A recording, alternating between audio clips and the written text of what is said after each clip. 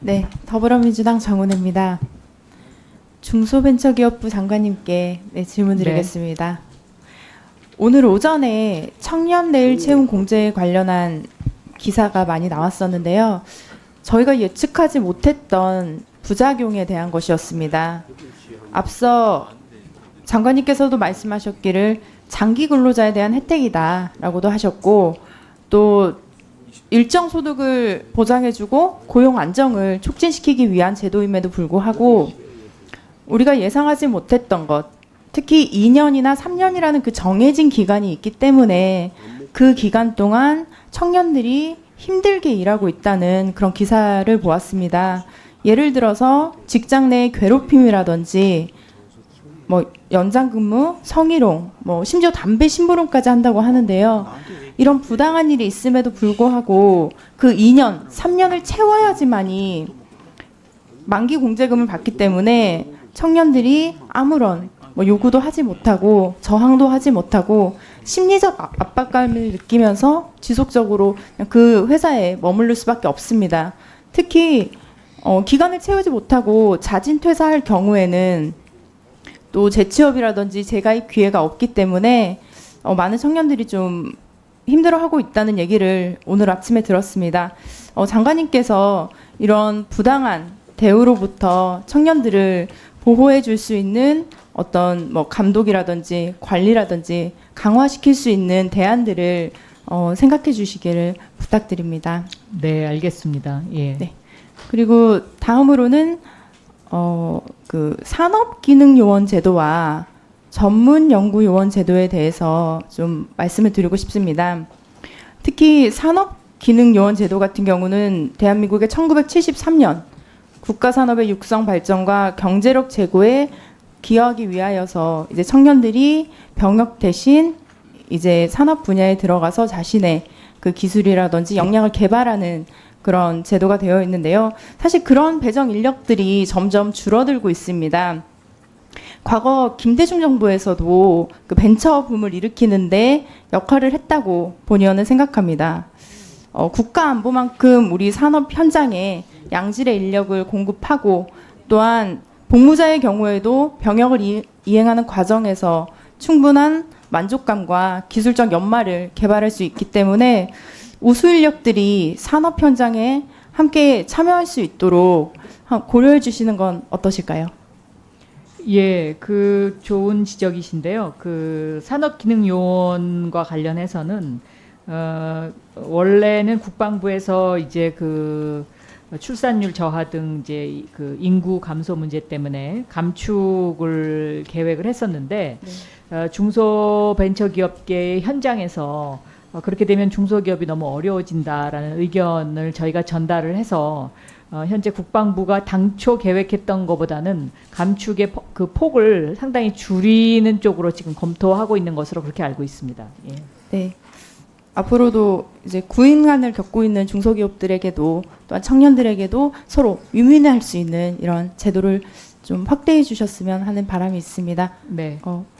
한 가지 더 마지막으로 말씀드리고 싶은 것은요. 제가 사실 지난번 중소벤처기업진흥공단 국감에서 이상직 이사장님께도 한번 건의를 드렸던 내용입니다. 특히 창업에 관해서 제도약기에 관한 예산과 어떤 자산이 매우 부족하다라는 생각을 했는데요. 비록 실패했더라도 다시 재기할 수 있는 기회를 마련해 줘야 한다고 생각합니다. 하지만 스타트업 제도약기에 관련한 예산이 창업기보다 한 4분의 1 정도 되는 것으로 제가 확인을 했고요. 특히 미국에서 성공한 벤처기업가들 경우에는 평균 3번 이상 실패를 경험한 기업이 성공의 가능성이 더 높다고 합니다. 앞서 말씀드린 그 아마존의 창업자 같은 경우도 아마존 창업 직전에 그 온라인 옥션 사이트를 만들었다가 실패하고 아이디어를 조금 변형해서 만든 것이 지금의 아마존이라는 기업이라고 합니다. 특히 청년들에게 사회의 안전망을 마련하고 도전할 수 있는 기회를 주기 위해서는 저는 제도약기에 대한 투자가 적극적으로 이루어져야 된다고 생각합니다. 2분 정도 더 쓰겠습니다. 특히 스타트업을 시작하는 것도 당연히 필요하지만 스타트업에 지원하는 기업의 그 숫자만을 늘리기 급급하기보다는 지속적으로 노력하고 실패에도 도전하는 청년들에게 조금의 더 기회를 주면서 실패해도 괜찮아, 조금 더 해봐, 한 번만 더 해봐 라고 말해줄 수 있는 중소벤처기업부가 되었으면 합니다. 그리고 마지막으로 외국의 실리콘밸리처럼 아이디어를 적극적으로 흡수할 수 있는 그런 기회가 마련돼야 된다고 생각합니다. 특히 앞서 이제 저도 대답을 들었는데요. 이제 외국의 스타트업들과 함께 그들이 한국에 들어올 수 있도록 비자 문제 같은 것도 지금 진행 중에 있다고 들었습니다. 특히 아시다시피 실리콘밸리 같은 경우는 창업의 52%가 외국인이 하고 있습니다. 전 세계에 그렇게 다양한 아이디어를 가진 사람들이 특히 대한민국 같은 경우는 요즘 젊은 외국인들에게도 충분히 매력적인 나라이고 대한민국으로 함께 들어와서 대한민국 청년들과 함께 나아간다면 더 많은 사회적인 그런 발전과 또한 아이디어와 노하우를 공유할 수 있다고 생각합니다. 특히 이런 행사들이 어떤 일회성 이벤트라든지 그냥 단기간에 끝나는 것이 아니라 그들이 지속적으로 대한민국에 머물면서 함께 고민할 수 있는 결과적으로 스타트업 생태계 전체가 성장할 수 있는 기회가 될 수 있도록 돼야 된다고 생각하는데 이에 대해 장관님의 좀 더 지금 이미 잘 하고 계시지만 더 적극적으로 확대하시거나 더 발전하실 어떤 계획이 있으신지 듣고 싶습니다. 네, 지금 말씀하신 재창업 자금과 관련해서는 그 실패 기록으로 인해서 민간 자금 이용이 곤란한 재창업 추진 중소기업인에게 정책 자금이 제공되고 있습니다. 올해 예산이 1,200억 정도 잡혀 있고요.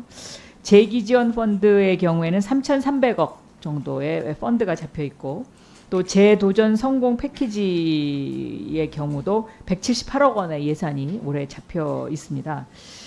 이와 함께 또 과거에는 R&D에서 실패했을 경우에 이것을 다시 정부가 걷어갔었는데 내년부터는 실패한 R&D도 성실한 실패인 경우에는 이것을 인정하는 그런 제도를 만들었습니다. 그래서 지금 말씀하신 것처럼 저희 중소벤처기업부가 스케일업 펀드를 비롯해서 재기를 지원하고 재도전하고 하는 쪽으로 좀 무게중심이 과거에는 창업 중심의 지원이었다면 지금은 그쪽으로 조금 무게중심이 옮겨갔다 이렇게 설명드릴 수 있겠습니다.